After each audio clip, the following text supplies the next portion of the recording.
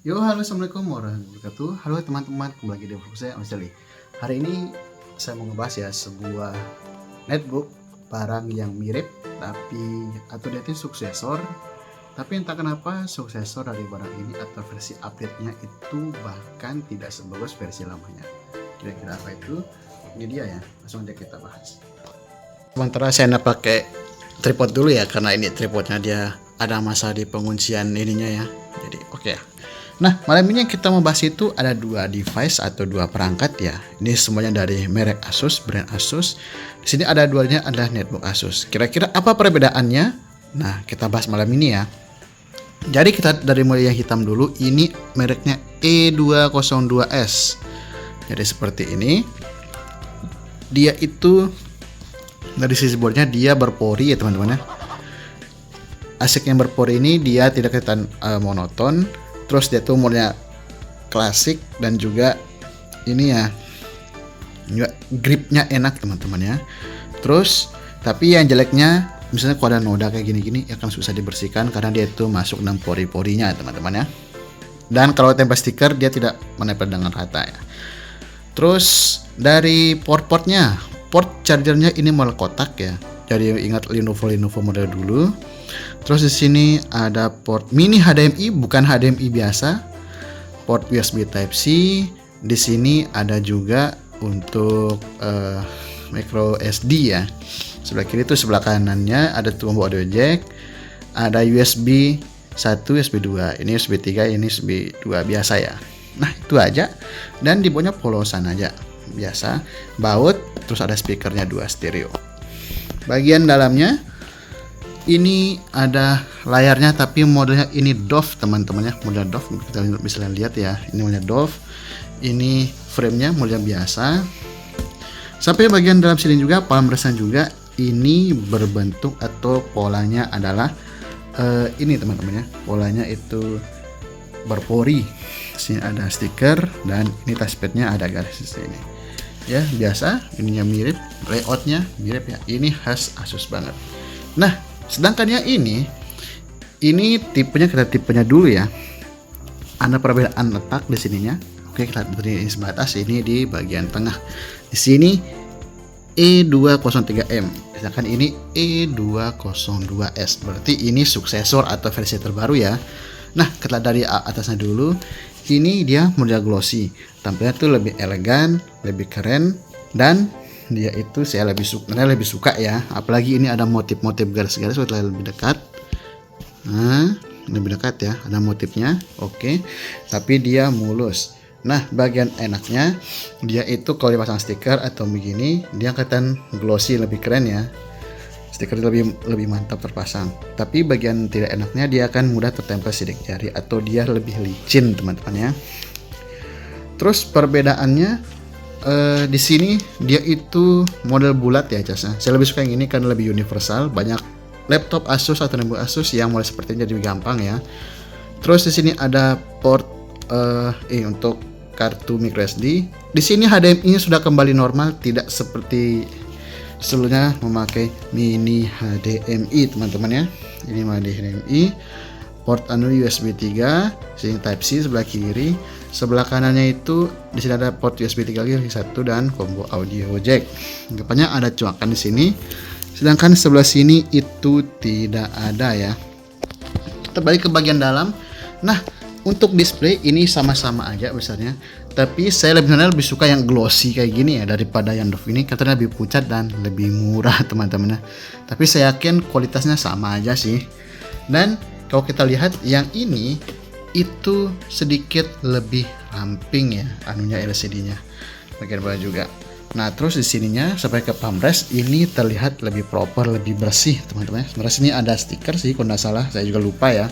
Di sini ada HDMI, ada stikernya, di sini nggak ada ya. Nanti kan boardnya mini HDMI. Ini oke banget sih. Saya lebih suka yang ini sih. Dan seperti terlihat ini seperti lebih luas ya touchpadnya, tidak ada garis seperti ini. Dia terkesan lebih minimalis dan layoutnya sama persis ya. Nyalakan ya, siapa sih yang lebih cepat? Jadi ini saya tripodnya karena pakai tangan, saya ginikan dulu ya. 1, 2, 3.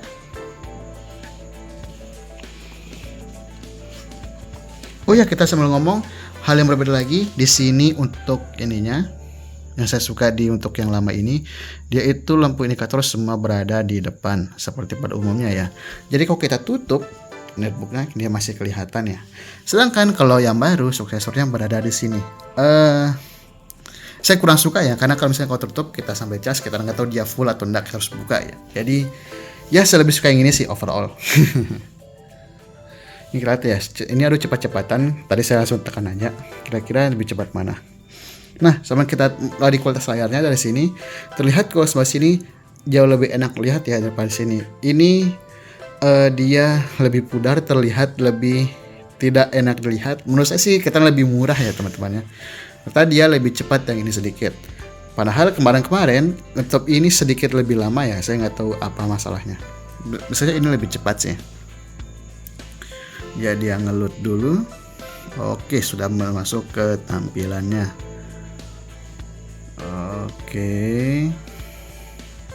Oke, ya masuk ya.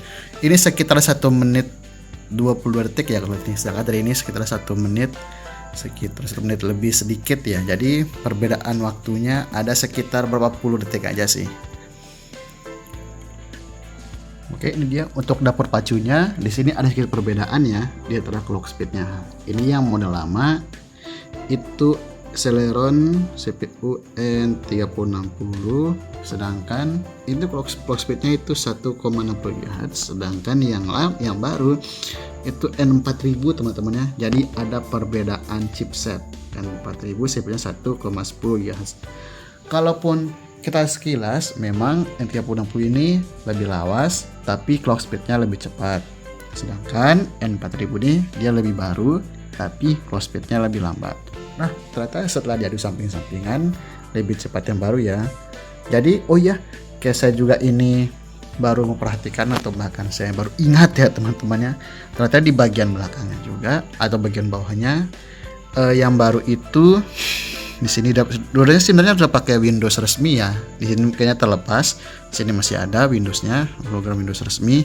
Terus di sininya itu bisa tempat ganti harddisk ya teman-temannya secara cepat. Jadi kalau kita mengganti harddisk atau SSD, kita nggak perlu buka langsung satu back cover seperti ini, bikin repot karena di sini harus kita congkel pelan-pelan ya. Pokoknya repot dah pokoknya. Build quality sama-sama oke, semua mantap. Terus di sininya ini lebih gampang ya, satu buka botek, dicongkel aja langsung lepas pasang. Dan hal yang menarik lagi, jadi kalau yang E203 ini engselnya itu lebih lemas ya, lebih enak. Sedangkan yang model lama itu berat dan kasar. Saya nggak tahu apakah ini memang jenis engselnya atau memang kurang ininya aja ya, kurang pelembutnya aja. Saya kurang tahu. Kalau yang tahu boleh komen di bawah ya. Nah di sini dia yang model lama hanya bisa sampai sini ya. Sedangkan model yang baru ini dia buka sampai 180 derajat. Nah, kesimpulannya bagaimana nih teman-teman? Apakah teman-teman lebih suka yang ini atau yang ini? Kalau saya sih melihat dari spesifikasinya dan dari modelnya, saya lebih suka yang ini ya. Pertama dia modelnya lebih keren, saya lebih suka yang glossy daripada yang bertekstur seperti ini. Yang kedua layarnya bezanya lebih tipis. Yang ketiga chargernya ini lebih fleksibel karena dia pakai cas biasa, sedangkan ini enggak. Yang keempat, portnya di sini ada HDMI, di sini tidak hanya mini HDMI. Yang kelima, dia lebih mudah dibuka upgrade-nya. Karena ini aja yang bisa di-upgrade teman-temannya, tidak ada RAM-nya terus solder. Ini tidak bisa, harus dibuka satu back ini panel itu. Dan yang paling terakhir, dia lebih fleksibilitasnya terhadap ini ya teman-temannya. Nah, gimana sih menurut teman-teman, lebih oke mana? Mendang-mending langsung di kolom komentar. Sekian dulu video saya, terima kasih menonton. Jangan lupa like, komen, dan subscribe, dan nyalakan juga tombol loncengnya agar teman-teman tidak ketinggalan video saya. Oke, terima kasih. Assalamualaikum warahmatullahi wabarakatuh.